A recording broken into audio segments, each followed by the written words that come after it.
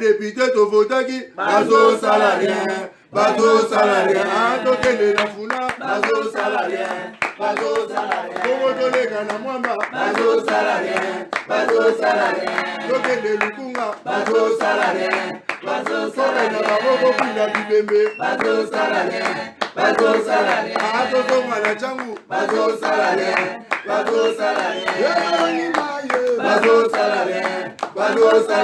akolali molili bazo salarien ekulunde paye bazo salarien balengani ba mama bazo salarien ekolali wape bazo salarien. Merci na bino nyonso. Lelo tozobeta lisolo ya ville ya Kinshasa.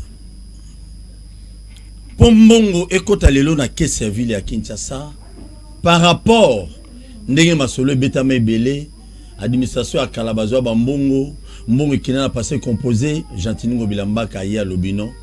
Il faut créer ba structure pombongo za la bien orienté. Pombongo emona na misale salema pour l'intérêt ba kino. Entre autres, parmi les structures, ils ont continué à créer régie de gestion de marché de Kinshasa. Le marché à Kinshasa, on a la urbaine ou municipal, il faut la gérer dans le groupe et à bâtiment.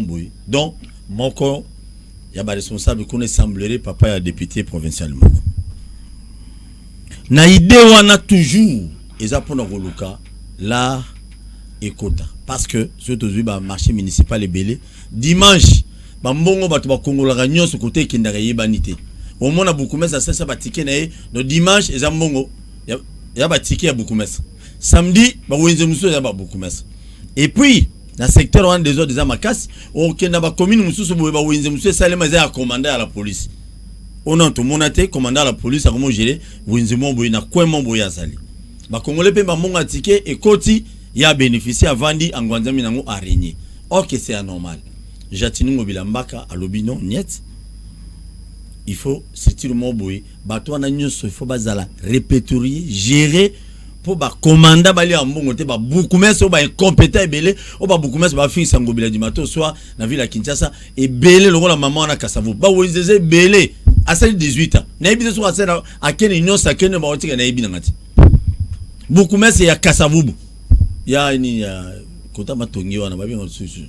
Yepe mususu awumeli balongoli ba mususu meya zakaka na ibakati wala bakisa ndeni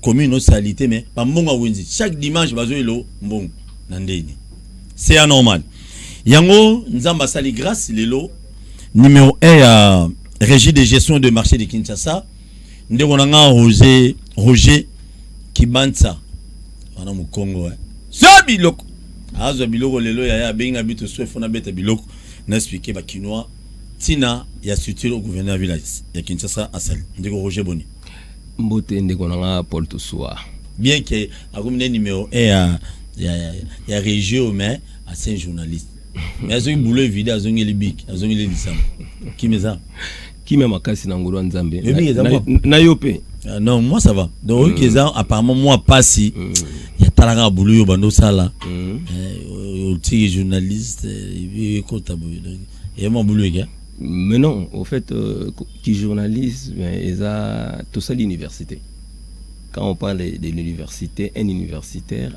il est capable il est apte à s'adapter à toutes les situations. Tout à fait. Je donne l'exemple les mingi ba journaliste belé ba journaliste mais le ba komipe ba patron ya ba entreprise ya minene ya mboko donc cela veut dire que c'est un métier noble le journalisme. En fait, yango est coupé soit aperçu global sur toutes les situations en mboka. Et raison pour laquelle nous sommes des hommes de terrain, nous les journalistes. Et de ce fait, les lots toujours gérés, régie de gestion des marchés de Kinshasa, RGMK, Namokuse. Bon, on a la petite explication dans le Roger. Je suis expliqué dans le biseau. On a zappé pour créer c'est la ville à Kinshasa va charger pour salaire et va fonctionnaire à Kinshasa et ça de plus en plus dis-nous un peu et créer mais pourquoi bit dans nos années en fait la régie de gestion des marchés de Kinshasa c'est une régie, nous avons la régie Nyoso, au même titre. Oui, ah, merci pour na respect à ba téléspectateurs.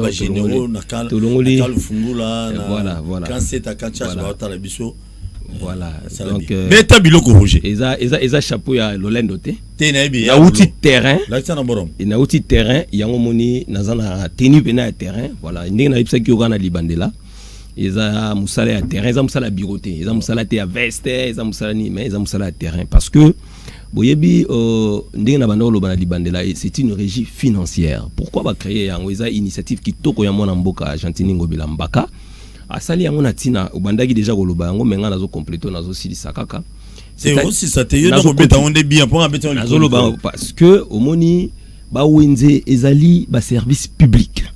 Premièrement na obeta lisona bi régie de gestion de marché de Kinshasa ezali service moko public, eza service moko technique et commercial. Alors ba wenze oyo lelo toyebi ezali ba service public. Alors c'est Wenze devait en principe constituer Bolimbisamo français nani au Wenze qui devait en principe constituer, n'est-ce pas, des ressources financières pour la ville. Ba recette au Wenze fallait ça là, écoute ça dans la ville et permettre ville pour et assurer hygiène, salubrité, sécurité. Il y a ba personne ba bien na ba Wenze wana. Ça dit mbongo bango ba sali, ba kotisili yango ba recette wana. Et continue la ville à son tour est assurée. C'est-à-dire, naba wenze, hygiène, sécurité, salubrité. Nabatu, naba biloko nabango. Résultat, on a tellement escompté, français le bibon. Loko là, mon ville professeur Kinshasa, a monique ba wenze oyo, ezali ba service public. Pe, il fallait za ba ressources financières pour la ville. Et zo sala musala ndenge longo bani te, natina eye, ba créer le gouverneur de la ville province de Kinshasa azui likanisi kitoko ya ko créer régie de gestion des marchés de Kinshasa. La tina nini pour na ko canaliser ba recette premièrement et puis ba recette on peut ça nini pour assainir ba wenze et puis pour moderniser nakala ba wenze zaka ba site touristique na combat fori na allié foreman habike foreman ali ayakati na zando na wenza kala ba e bandako kipete toutes les couches de la population ba bandaki kokota na wenze moi ça ba ministre moi ça nini parce que wenze zala ki ba milieu ba lié moko très propre au côté au bien net pour to so ne on ngakola tabo au côté propre au bimi bien lelo yo omoni tellement que musala ngo wenze ils ont représenté les sous-soutenants il fallait ça la ndenge et la mana ngo ya kalo ezalaki ils ont et là ti yango les sous-soutenants yango le gouverneur de la ville province de Kinshasa loko lazara toujours na souci il y a que la ville est revêtue de sa plus belle robe yakala ndenge abundaka tongo midi pourquoi que ville province de Kinshasa est redoré les sous blason nango d'antan pour en français ndenge balobara ezongela kitoko na yango atali il faut à créer service public technique et commercial pour na nini et canaliser ba recette ya ba wenze ndenge utoloba natangwa e komaki ke wenze e kotisi mbongo mais mbongo ngo ekena ba poche ya bato ville azo gagner et le côté bato bazo pesa mbongo na bango assainissement tous les jours il y a le taxe d'assainissement futa magana ba wenze tous les jours mais tambola na wenze mona salité tambola na wenze mona okoti il y a bisika mso mto akoti wenze il faut za na mbongo pour sokolo makolo na kobima alors que mon assainissement est foutamaka tous les jours. Alors le gouverneur de la ville province de Kinshasa étant un grand manager nandenga créé ba régime sous opezo ça la fierté na yango na otanga tout ça bisonné sur ndengemo atelipe non il faut payer régime ka et créami wenzezo bimsa mbongo ebele mais mbongo ngoza canaliser te na sala nini azui likanisia sala régie de gestion des marchés de Kinshasa yango lelo raison d'être ya RGMK na yango arrêtez pourtant création ya RGMK et puis biso ba mission ya liboso ya RGMK ezali identifier tous les marchés de la ville province de Kinshasa, identifier tous les patrimoines et les occupants de tous les marchés de ville province de Kinshasa. Ezali Moussala monene, Ezali Moussala énorme qui demande beaucoup de moyens. Vous savez, la ville de Kinshasa a la taille d'un pays. Vu la province de Kinshasa, il y a le rôle Mboka Mumba Gabon, il y a le rôle Mboka Mumba et les même côté Rwanda. Si quoi, il y a le rôle identifié par Wenzenio sur Rwanda, par Wenzenio sur soit à Gabon. Donc c'est-à-dire c'est un travail énorme. C'est-à-dire quand on parle de la régie de gestion du marché de Kinshasa, cela veut dire les marchés urbains et les marchés municipaux. C'est-à-dire nous sommes dans l'ensemble. Ezali Bongo dirigé, géré par la régie de gestion des marchés. Tout ça qui notifié Bongo depuis le 8 janvier. Les notes ont totalisé à peu près 6 mois. S'il vous plaît, on a des images à Kala, c'est pas un problème. Bazak au lycée, tout le monde, moi, si on a marché de la liberté, donc il y a le bâtiment qui a zongi marché de la liberté, t'as raison à péter. Donc, on a précisé parce que mon élongé, on a. En tout cas, très bien, nous avons Paul. Vous comprendre, moi je suis venu ici en technicien, donc nous avons expliqué. Non, j'explique. Lui, voilà, moi je suis vraiment un technicien. C'est-à-dire tous ces propos n'engagent que lui. Voilà, en tout cas, ça, si je sais dire. Ils ont engagé mais nous avons toujours dans le régie de gestion des marchés de Kinshasa. Donc, tant que tu as une identification, il faut identifier déjà. Tu bandaki déjà toqué déjà na to bandaki na marché de la liberté. Toqué na marché de la liberté, toza siko na Wenzama Tete. Après Wenzama Tete toqué de Gambela. En principe na sala ki boy na bito kenda nango par palais. Je prends les autres pour ba marché minene. Tete. Ba marché to bandi na marché urbain. Pour yango eza minene et puis ezali talakaka, il fallait musala munene makasi ezande kuna. Tant lo ba identifier tous les occupants et les patrimoines.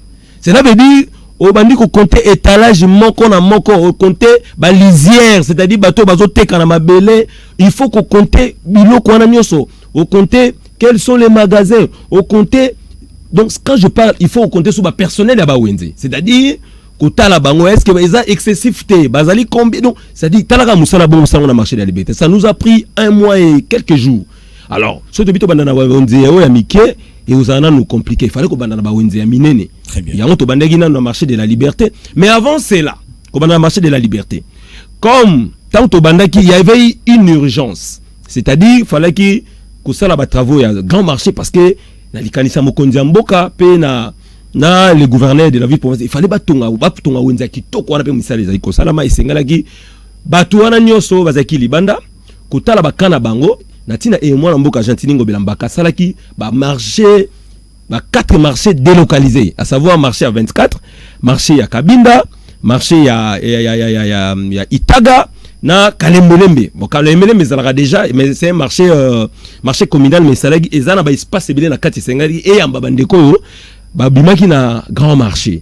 Alors na salaki tour moko bisono so membre comité de gestion to kendei totala lolenge kani pour la nuit batu baolinga ko kota na ba wenjante alors que ba condition nyos eza réuni ba sali ba étalage ya kitoko ba sali na ba lieu sanitaire parce que moni wenze et sengeli tango esalami etala mana ba isika nini oyo batu bakoki soki azui moi besoin akenda.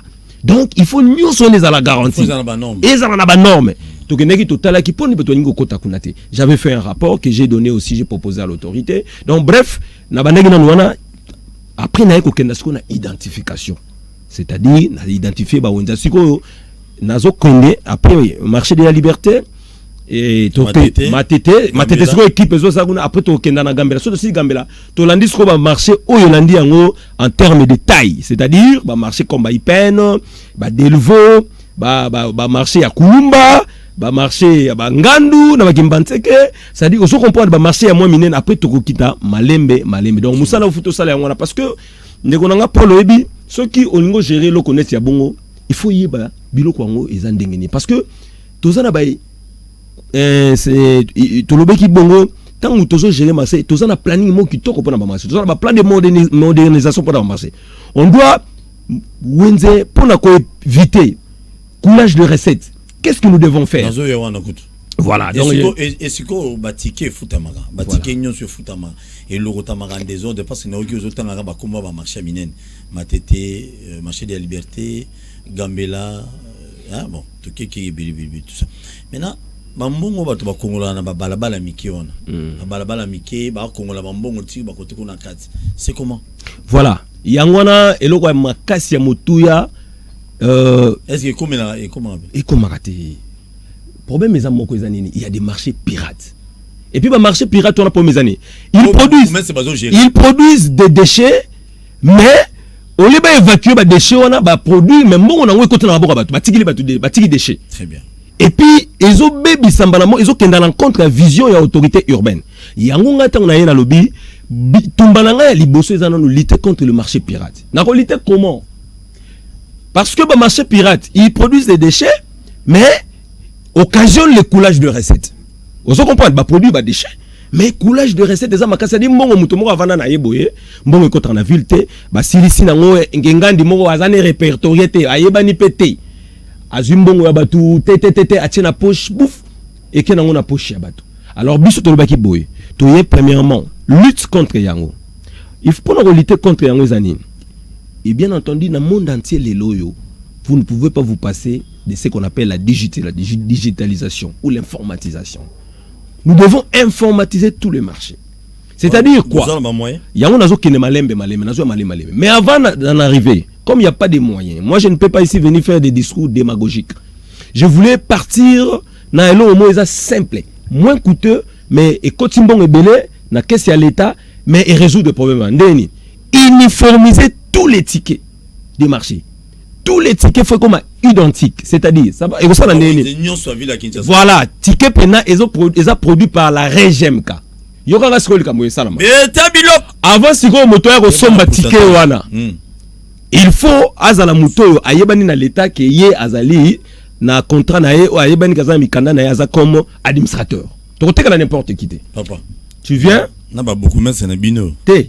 Ngana ba bourgmestre tozana problème te, d'autant plus ba bourgmestre bazali wana baza ba autorité ou bazo municipal ba autorité municipale ngana zali technicien. Moi je gère ce qui est le marché.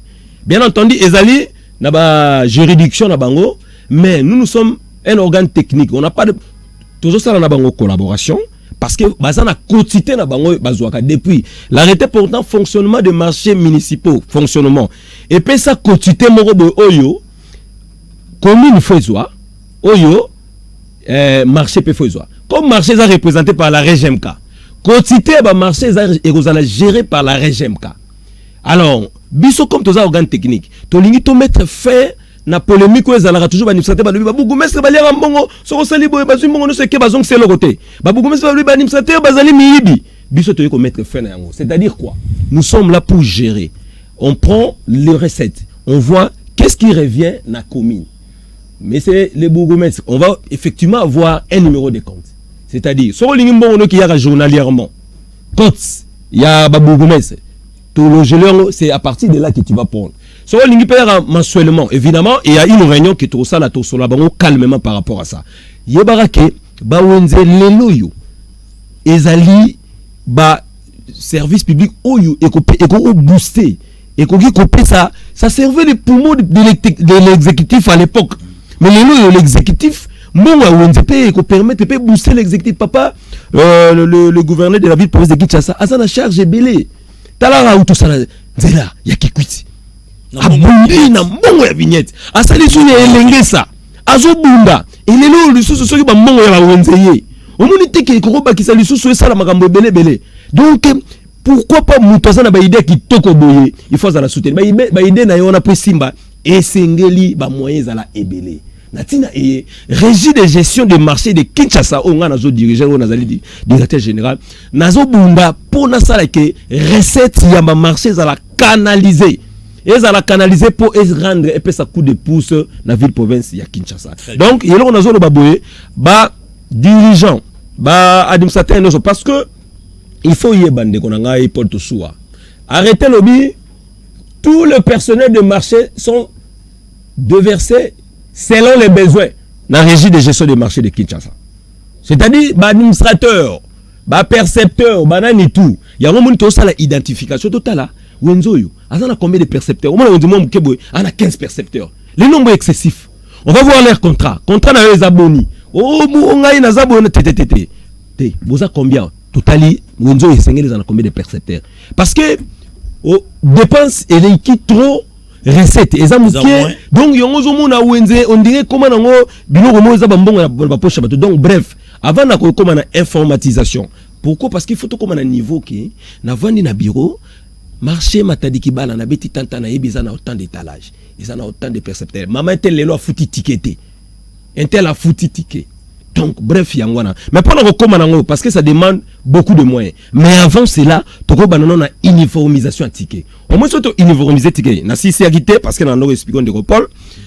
Mutu nyoso tangu baroya basombi ticket ya RGMK. Wenzo nyoso administrateur. Wenzo azana ticket ya RGMK te contrôle gozala. Ba inspecteur RGMK ba okita. Batali wenze. Wenzo yo boteka ticket nini? So que ça RGMK te tozui administrateur wana azanani wenze wana il faut to réintégrer ba wenze wana na ba wenze parce que ba wenze na kalezaka minene be ba emieta wenze moko zaka peut-être na 1000 étages ba panzi ngo wenze komi muke komi na extension belé omuni moyen bo na contrôle ya batonnes zango sali o ba binga ba marché pirate. C'est un grand combat mais pour na balobi les gens sont toujours résistants na o etali réforme. Merci les DG. Voilà. Ben inspecteur Zolobana. Baza déjà moins belé. Au fait, voilà. Régie de gestion des marchés et les services publics. Non, respecter procédure. On va lancer. On va lancer. Non. Offre de recommandations que vous avez. Bon, non. En tout cas, moi, ça c'est un organe technique. C'est-à-dire, il faut toujours bateau et basal ramusalawana. On va offre d'emploi et gozala boyebi parce que idée ya mokonzamboka. Il y a les gouverneurs de la ville, il faut créer un emploi, on va lancer Batubakoya, et puis tu as moto, na place Sengeli. Donc, na sens donc na minute soyo, régie de gestion des marchés de Kinshasa, et Sengeli boy ba loko yo, ils allent noter. Ah oui. Ils aient le kwasika. Alors, toujours souffrir nanu na o babengara. Wana siko na sala identification ngamoko na marché de la liberté. Ngana kita ngamoko.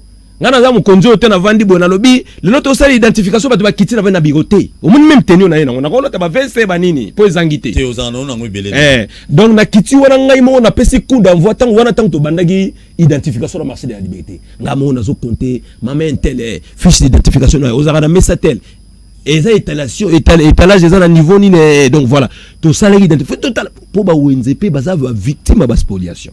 Dès qu'on a na yebisio ba wenze presque nyoso ya Kinshasa omona wenze zalaki na espace mo ya 1 hectare et sikali amso na 100 mètres le wenze wana za na njile spoliation ya niveau sakanate donc kota wa belo là voilà kota wa belo na kwa wana wenze wana ikoma mandako batu donc ezaka munene mekonda et wenze kondi et comme banda buto comme place à Bachel. Ndego Paul tout ça. Bien, merci. Merci beaucoup. Ezana wenze msozana je connais njil na quartier 13. Voilà. Wenze wana donc et comment on va ndakwa batu moi betala c'est wenze village donc c'est regrettable quand même. Félicitations quand même, c'est qui est vrai nous attendons parce que le ozolobawa nazo mona comment va difficulté beaucoup tana ngwa ba beaucoup mais c'est ba boke le nombasu. Ba beaucoup mais c'est déjà balingana no magui trop ba beaucoup mais c'est un peu qui ça sou. C'est tout bato bazana ngama kabila balima gui parce que kena ba commune na bango nyonso ezana batike bazo dimanche on fait fond ba côté périphérique ezana bato mo baleka na nzela chaque dimanche ba kongola na tout dimanche bureau à l'état monté fond pas à la police so mo bino bozo kinda ravi oh non assemblée ba yona na administration akala kimbuta chaque dimanche ba beaucoup mais c'est ba kongola ba mbongo na batike ezaya bango na bien ezaka na Congo très bien mais comment on gérer l'administrateur. Voilà, l'administrateur net. Mais Nicolas Bambon, est-ce en votre administrateur Bambon, nous se fout à Mambatiké. Les autres qui Régie de gestion des marchés de Kinshasa, il fallait ezala na numéro de compte. Et puis clé de répartition, il fallait épée sa mise à la peau, bah Wenze Baïba, toi bah quotité. Wenze Bambongo, Nini Akocha, na régie de gestion des marchés de Kinshasa. Tous autres travaillent sur ça, Kalamingité. Mais pour le moment, en tout cas. Administrateur, nous soit géré bon. Pour un policier, Wenze Hindu. Wenze Hindu, Wenze Libanda. Capitaine, mon nom, tu as géré. Batu ba Kongola Mbongo kuna, ezali assez morombo ya mwasi. Azem poli et longue wala kuluna boy. Assez wana yemu ta Kongola Mbongo. Bayebi mamuna lo boy. Capitaine. Maintenant on a ezali capitaine du JC ozala mapela. Na mulondo. Capitaine du JC. Yo zala mentor policier zo Kongola Mbongo atike. dans belela makambo tilelo basala la loi kuna na peso information sur yebagiti. Voilà, merci pour l'information. En fait ndeng na lobby, donc comme tant toujours qui déjà vous même parti pendant que toujours ça la identification et moi selon le planning toujours bien ça part palier administrateur nyoso parce que je n'ai jamais qu'au moi idée parce que au monde sous Covid il fallait qu'il peut tout relayer message à Mokondi Mboka par rapport il y a gestes barrières voilà. Alors on a profité de l'occasion pour nazo bien sabango par palier bandoya en 10 comme ça toujours sa instruction comment est-ce que par rapport au Covid et puis comment est-ce que tu au tambola. Donc c'est un peu ça donc semaine au mois de juin na asi ko kota so mois de juillet mais pendant ce temps identification zokenda mais ndako bien sabango to solo la masolo total donc malema donc il faut beaucoup comprendre que ezelo ko sika pour vendre malamu pour ça la bien te mena ninga mabete obi ke boulot ya vrai boulot mais les gouverneurs de la ville de Kinshasa c'est un manager symboliste nous azadager Zobiloko très bien donc yenga sawana bulaka bien donc gentil ngo bila mbaka donc moi baloyo Zobiloko ya moi le babo kabwani rapidement voilà pour na ko kabwana na loba boye ba administrateur ba wenzo nyoso ya Kinshasa bon boye ba que la régie de gestion de marché et yewana pona ko sala que ba recette sur la ville province de Kinshasa ils alla canaliser pour tout assurer assainissement pour tout moderniser selon vision et autorité urbaine. Alors esengeli na bino premièrement les Cambona nous ezali vision et le gouverneur de la ville province de Kinshasa les Cambona nous assainissement qui no bopeto nazo beta c'était na assainissement na kotambola na tala ndenge nini bozo sala assainissement na yabino tous les jours et sengeli boye bake dimanche ter et ça dimanche et sengeli que wenze ezana na air d'ouverture et de fermeture parce que ba wenze msuzo keneti 19 et 18 heures ko sanga déjà tout ça assainissement boso na ngo air nini na koleka to ko tambola totala ndenge nini wenze fongami air nini ezokanga ma air nini comment se fait-il que assainissement ça na maka week-end na ndenge nini est-ce que muto sokola ganda ku asokola nzoto na ega samedi non sokola nzoto mikolo donc bref il sengeli na biso to yeba ba wenze na biso place oyo tozo gérer na kozala trop regardant na likambo tali assainissement surtout assainissement pas kuna pardon ezate merci yango lelo kutu po bilili ezate na kitaki na zando na ma marché de crise oyo arrêté bimaki pona ko atténuer grogne bandeko bazoteka to wana bazosenga $30 ya salon non wana les informations yo zala ngona na confirmer ngote to teleki total ndenge nini ba osala assainissement na zaki wana ngamoko lelo na kitaki et moi je ne suis pas un dirigeant à bureau non ça dit je suis à tout moment sur terrain asi bomon na bilili donc to simba vision il y a l'autorité urbaine et ça vision moko kitoko et ça malamu parce que makambo ça le ba preuve la preuve en est que route qui quitte et salami elenge c'est salami et régime ka au pays en pona to tcha le gouverneur de la ville province maboko polelo qui ça c'est engenga merci to engenga magana nzela ba wenzi merci to tcha gouverneur porter mais tout ça l'intérêt pour l'intérêt national et puis mbongo ekota na ville ya Kinshasa et ça la pe misala noko moi bino ba administrateur papa tika biso mibale bino ba administrateur ba wenzi DG aye konza sika ya régie ba wenzi aina mupepa mbasu to sokozana toujours na mulimu ya koyiba ya kokende à côté ola mona tongo boy gorge vimi banga no makam na prévenir yo pour nazala kabisika sa la prière donc aina likanisi mbongo ekota na kesa l'état mbongo to za kola ba sénateur na ba député pardon bino ba administrateur pardon pour qu'on zala protection immunité ilonga na moti.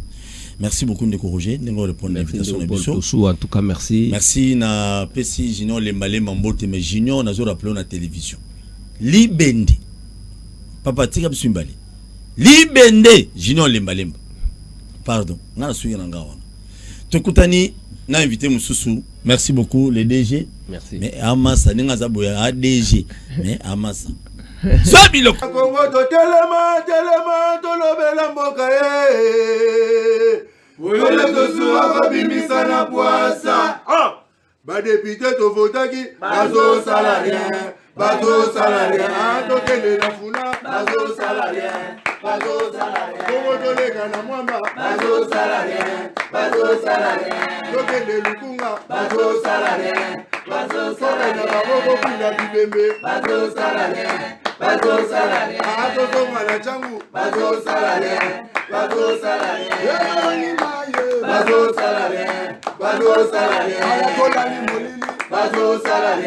bazo salarié, kulune paye, bazo salarié, bazo salarié, mama, bazo salarié, bazo salarié, bazo salarié, bazo salarié.